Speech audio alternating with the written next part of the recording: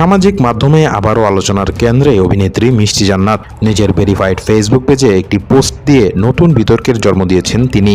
মিষ্টি জান্নাত লিখেছেন, আবার একটা বড় সিনেমা প্রডিউস করব।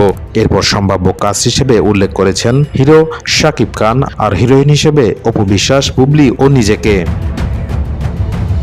এই পোস্ট প্রকাশের পর থেকেই সামাজিক যোগাযোগ মাধ্যমে শুরু হয়েছে তুমুল আলোচনা।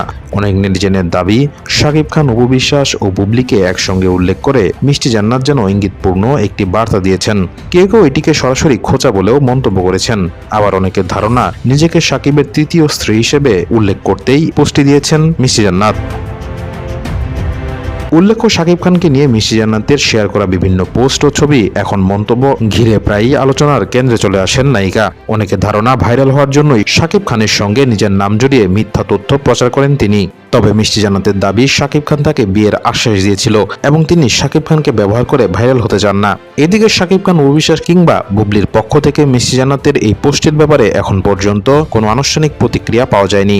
এমন যাচাইকৃত বিনোদন জগতের খবর সবার আগে পেতে আমাদের চ্যানেলটি সাবস্ক্রাইব করতে ভুলবেন না।